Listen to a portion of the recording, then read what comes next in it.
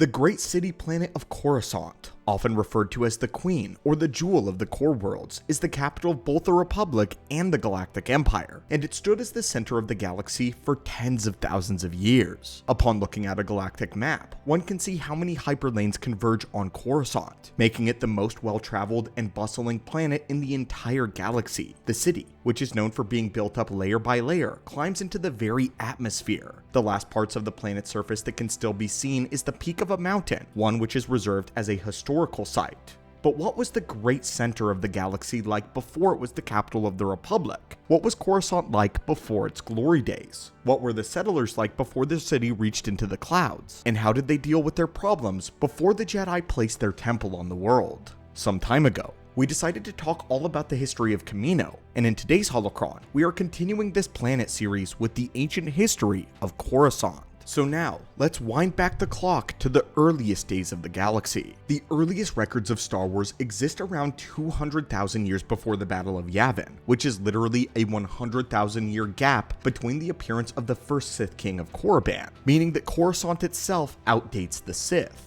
The beginnings of Coruscant all surround the war between two races of beings, the alien species of the Tong and the Zell, who scholars believe are the ancestral races of humans. The Tong species are what would actually go on to become the Mandalorians, and would inspire Mandalorian culture which still thrives today. But the histories of the Tong and the Zell are vague and difficult to decipher. The only thing scholars will be able to tell you clearly is about the war, and how this war shaped the galaxy at the time.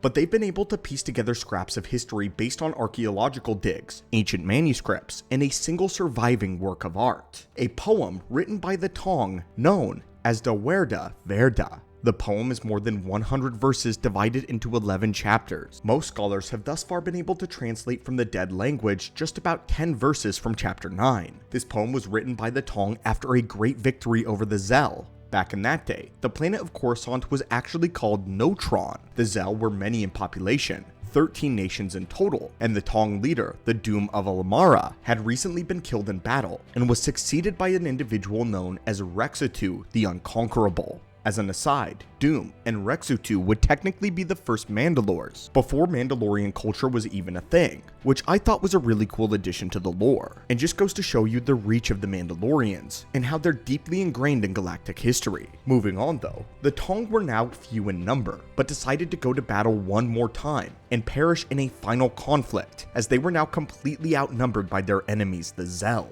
However, something unexpected would happen the day that they went to war. A volcanic eruption occurred which destroyed the city of Zell and sent the species running. The Tong then took this as a sign of divine favor and dubbed themselves the Da Werda Verda, the Shadow Warriors, as they would then author a poem of the same name. The 10 translated verses describe how the event went down from the Tong perspective, which we will now read from. And so upon the pyre burned the Doom of Almara, and the warrior band stood as ragged bandits, in zigzag lines of mourning. With the dawn of the flat-faced Zell would come, cackling and howling, oozing mirth and tricks, and find the shade of doom departed, and the Tongs unprotected.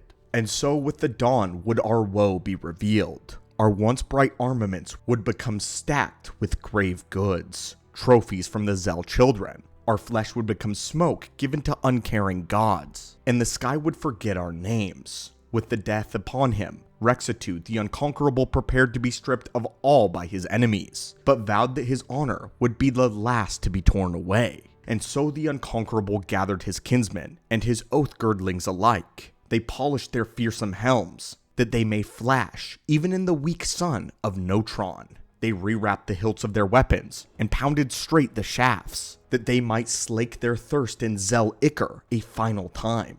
Assembled they ascended, in taunt Tong lines, to the high place where the Reaver had staked his standard before it was ever cast down into the mire. They gazed out over the gathering places, and walking ways of the great Zell where they scaled peak and cradled valley, the lines of light ordering the night. They unfurled the Tong banner, reversed a reckless thing snapping in the dark, awaiting Zell eyes, and they performed ceremonies of leave-taking, for now they had to die to the world and must be remade among the stars. When the dawn came, the Zell awakened and saw the Tongs upon the high place and were afraid. for the morning light caught the glint of the helms and the weapons and created phantoms and warriors made of dazzle and distance. But the cleverest of them were not deceived and saw how few they really were, and so they assembled without haste, merry in mockery, and prepared to march, and in the high place we awaited death. But then came a shaking of the ground, and the sun's wan light was eclipsed by the bright and terrible fire that exploded from the rock. The patterns of the great Zell shivered and broke, and after this came darkness, as the very air turned to black ash. The Zell fell on their faces in terror, and from the high place we ran in haste to meet them, and we were cloaked in the shadow. The Maker had come to unmake, and the tongs would be his instrument. This romantic poem depicts how the Tongs thought they were going to meet their extinction at the hand of their enemy, the Zell, only to be delivered by a freak volcanic eruption, allowing them to snatch victory out of the jaws of defeat. Da Werda Verda would go down in history, being taught to every Coruscanti schoolchild and Mandalorian youngling from that day on. The Mandalorians actually revised the Da Werda Verda sometime after the Mandalore the Ultimate's reign, and would update the old legend, renaming it the Rage of the Shadow Warriors. It was said that the trainers of the first batch of clone commandos taught this song to them, and that they had to perform it along with the dance as a way of connecting them to their Mandalorian culture and roots, inspiring them before battle. Unfortunately though for the Tong people, the histories indicate that although the Zell were weakened by this mighty defeat, the 13 nations rallied together and would force the Tong off of Notron entirely, leaving the planet. The alien people would find asylum on the planet known as Rune until they found a new homeworld, one which they named Mandalore after their new leader, Mandalore the First. But in this time, the Zell celebrated their victory by rebuilding their great city, making it even more grand and beautiful than before, dedicating it to their mother goddess, known simply as Onrai.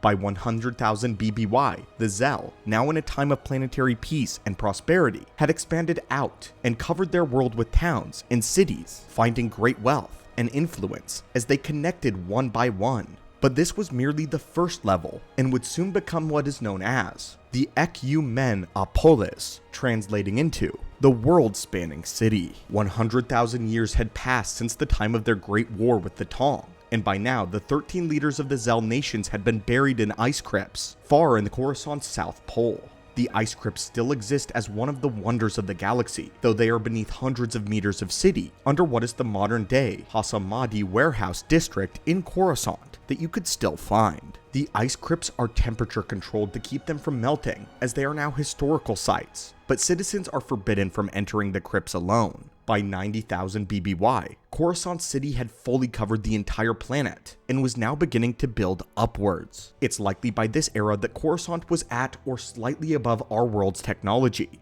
By then, the ancient Gree had visited Coruscant and added greatly to their technology, the Gree becoming influential members of a new society. The humans were then able to create atmosphere scrubbers, which basically converted CO2 into a replenishable source of oxygen, since by now, there were no more trees on the world. The human population also skyrocketed, which required special technology for farms, advanced delivery pipelines, and recycling plants. To deal with the waste and garbage issue, Coruscant began literally launching their planet's trash into space canisters, and then, with ships called garbage scows, they would tow them out of the star system. During this era, all was going well with the planet of Coruscant as they continued to build the massive planet city upward, creating dozens upon dozens of layers. By around the year 30,000 BBY, the ancient evil species known as the Rakata would discover Coruscant and consolidated it into their infinite empire, desiring to conquer it above all else. They would take many humans as slaves, specifically Force-sensitive individuals, who they would then train to become Force hounds, and would seek out worlds rich with the Force in order to conquer and consume. However, those that remained behind took their new ruler's Force-based technology and began to reverse engineer it. And this is when, for the first time, what is known as sleeper ships were invented.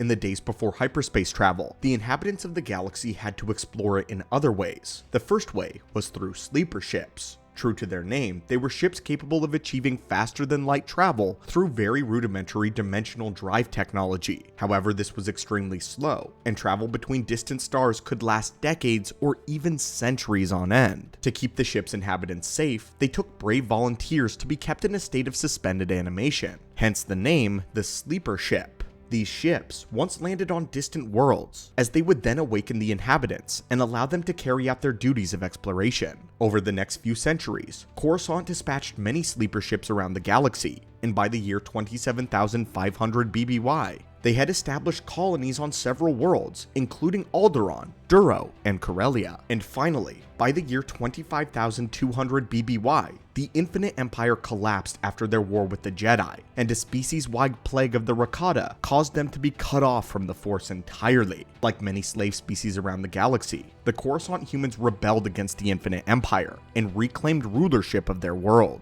By 25,053, Coruscant established a connection with the planets that comprised the core worlds around them, including all of the worlds that they had helped to colonize. After the defeat of the Rakata, Coruscant would be the site of the signing of the Galactic Constitution, a document written by a member of House Organa, and the Galactic Republic would be officially founded and named Coruscant their capital world. In order to actually travel between the core worlds, they developed something called hyperspace cannons, which functioned exactly as they sounded. The cannons would launch ships straight into hyperspace from the planet's surface, finally allowing a faster method of travel. Ships traveling by this method were often equipped with drag technology in order to help them slow down. But by the year 25,000 BBY, there was another breakthrough that would change the Star Wars galaxy forever. Corellia had finally officially reverse-engineered the Rakatan hyperdrives and starships, and they could now travel between the worlds of the Republic in a matter of days. Coruscant became the anchor and the central hub of many hyperspace trade routes, including the two most popular, known as the Perlemian trade route and the Spin.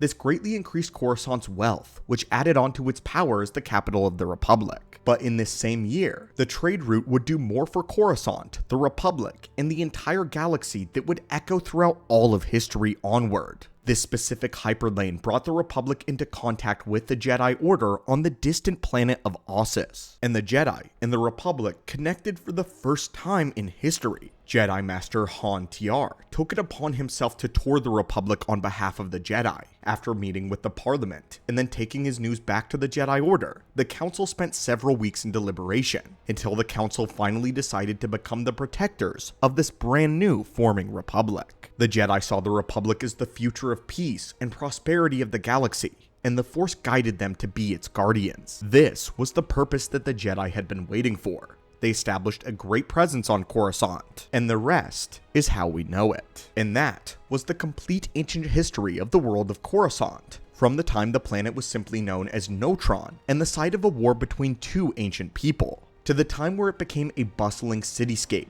and the foundation of the entire Republic. My friends, if you enjoyed this video as much as we enjoyed creating it, please be sure to let us know in the comments what other planets you would like us to take a deep dive into, and tell us what part of Coruscant's history surprised you the most. Until next time, thank you so much for supporting our archives, and may the Force be with you.